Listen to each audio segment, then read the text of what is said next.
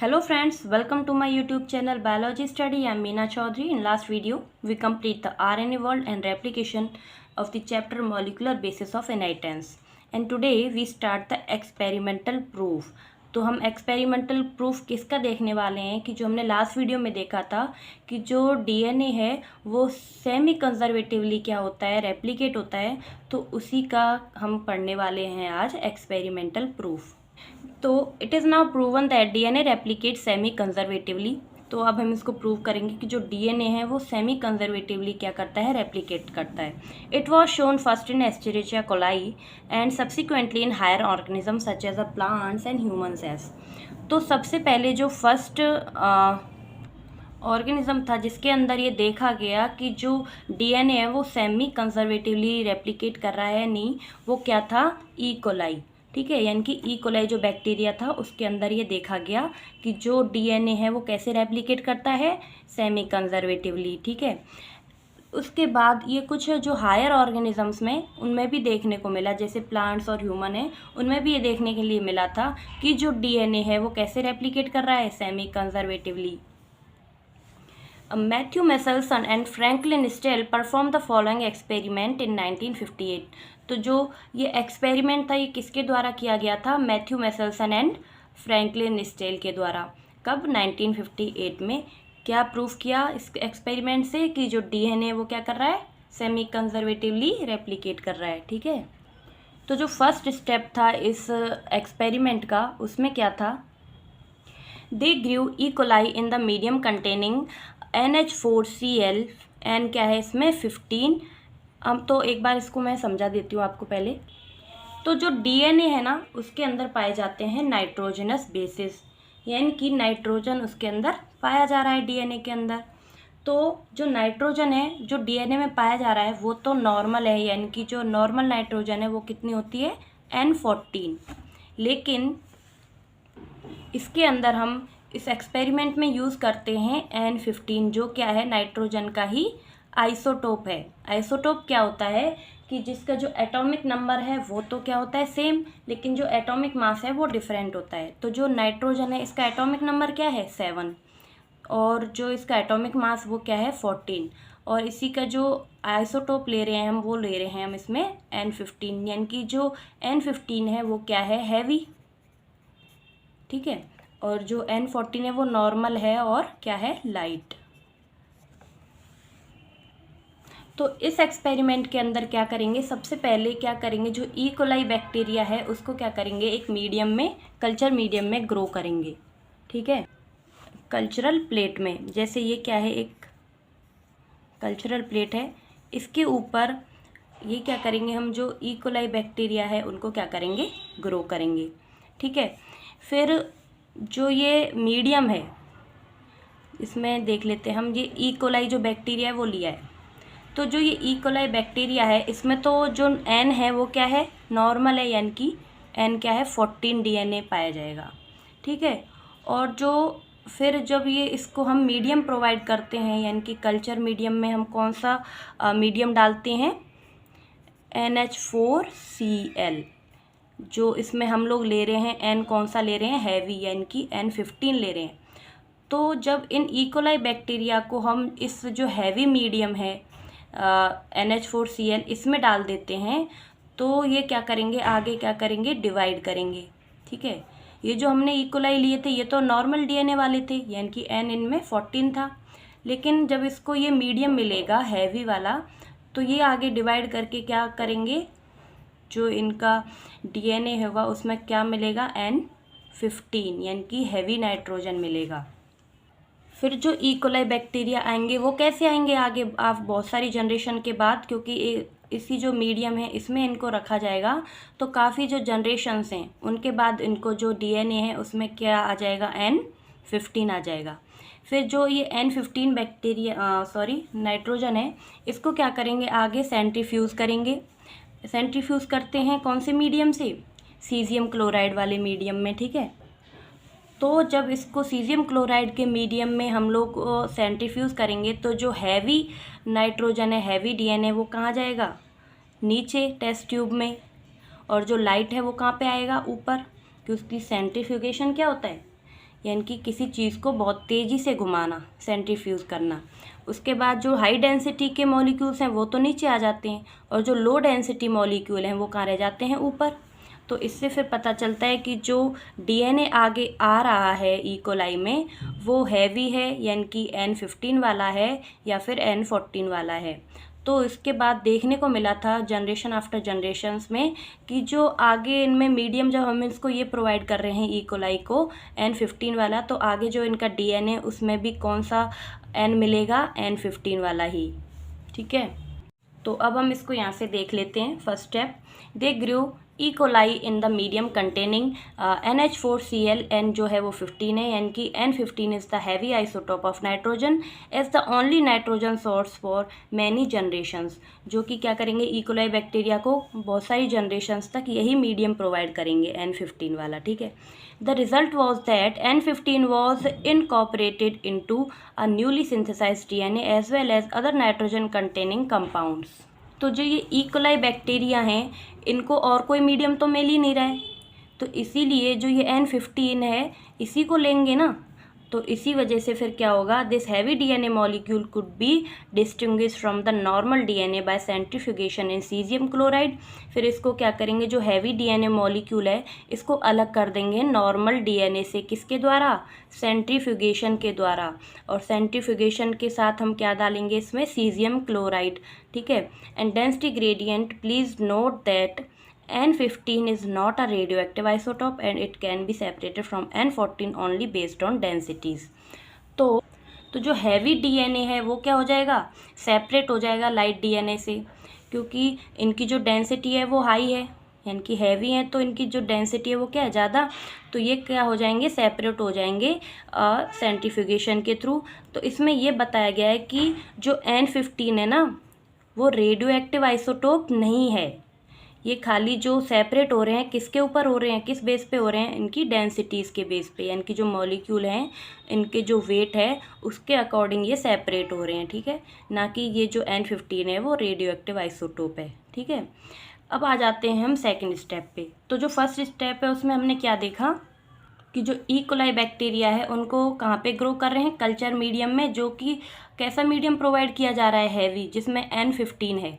ठीक है, तो जो ई कोलाई बैक्टीरिया है उनको और कोई नाइट्रोजन सोर्स नहीं है, तो वो क्या लेंगे, वो हैवी वाला ही नाइट्रोजन लेंगे। उसके बाद ये क्या करेंगे, जनरेशन आफ्टर जनरेशन्स क्या हो जाएगा, इनके अंदर ये जो N15 वाला नाइट्रोजन है वो आ जाएगा। वो हम देखते हैं अब नेक्स्ट जो सेकेंड स्टेप है उसके अंदर।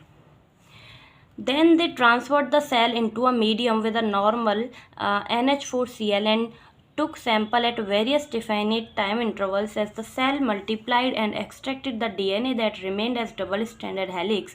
The various samples were separated independently on cesium chloride gradient to measure the densities of DNA.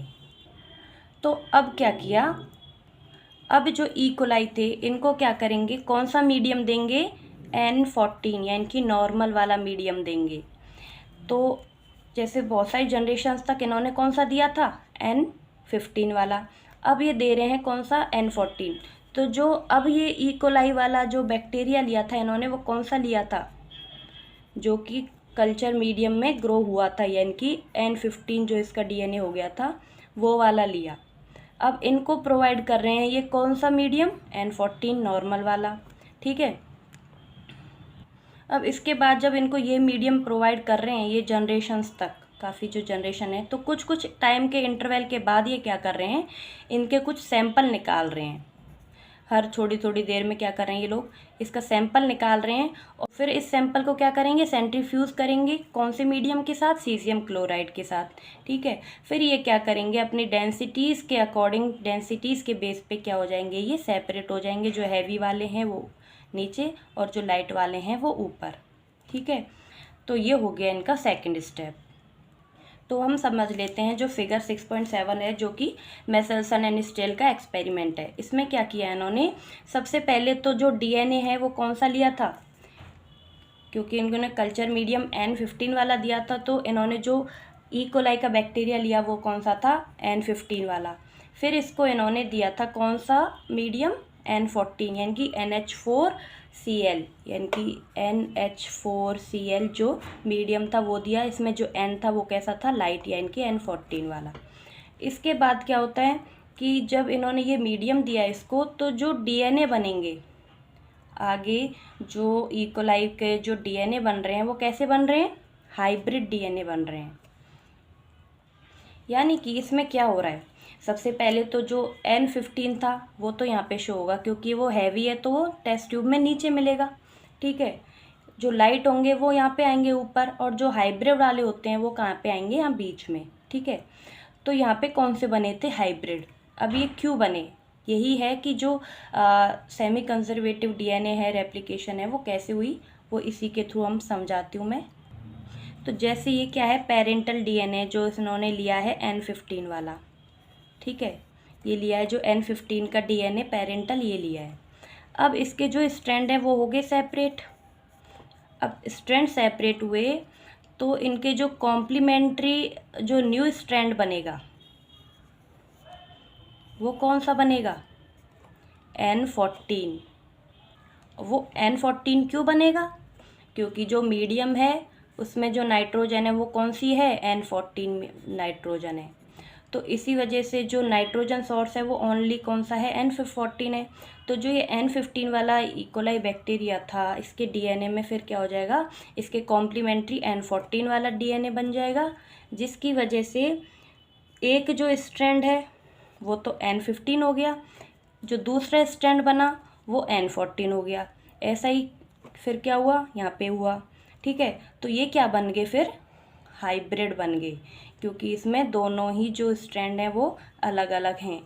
तो इसीलिए जो N14 और N15 जो हाइब्रिड DNA बना है वो कैसा शो करेगा, बीच में, क्योंकि अगर हैवी होता तो यहाँ पे आता, लाइट होता है तो इधर बनता टेस्ट ट्यूब में, लेकिन ये क्या था, हाइब्रिड। तो एक और चीज़ ध्यान रखनी है कि जो इकोलाई का बैक्टीरिया है ना वो हर 20 मिनट में डिवाइड करता है, यानी कि हर 20 मिनट में उसकी जनरेशन बन जाती है। यानी कि 20 मिनट के बाद जो फर्स्ट जनरेशन बनी, उसके बाद फिर 40 मिनट के बाद सेकंड जनरेशन बन गई। तो अब नेक्स्ट स्टेप में क्या हुआ कि जब इनको हाइब्रिड जो DNA है वो बन गए, उसके बाद फिर इनको जो पेरेंट था वो डिवाइड किया। जैसे ये हाइब्रिड DNA था, यानी कि इसमें दोनों ही स्ट्रैंड पाए जा रहे हैं, N14 N15। फिर ये अपने आप को अलग करेगा, और इसमें क्या होगा, फिर ये तो हाइब्रिड पेरेंट था, इससे जो डॉटर बनेंगी, अब ये तो मान लो ये था N15 वाला और ये है N14 वाला, ठीक है।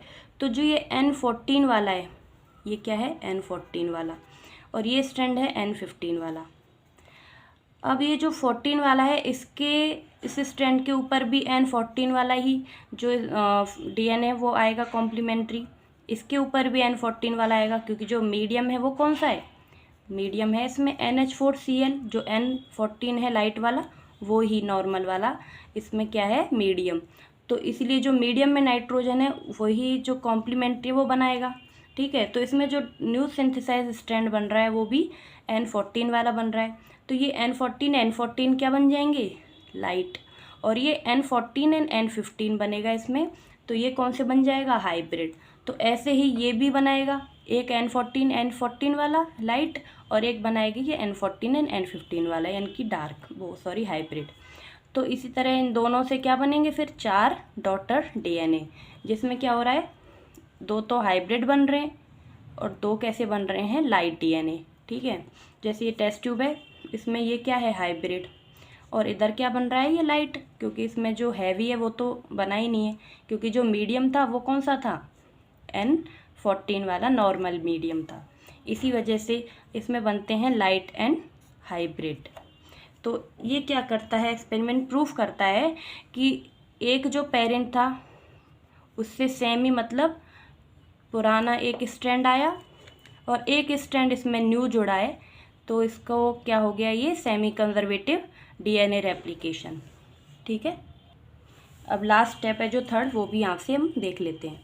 Thus, the DNA that was extracted from the culture one generation after the transfer from N15 to N14 medium, then after 20 minutes E. coli divide in 20 minutes। तो जो E. coli वो हर 20 मिनट्स में क्या करती है, डिवाइड करती है। And had a hybrid और इंटरमीडिएट डेंसिटी।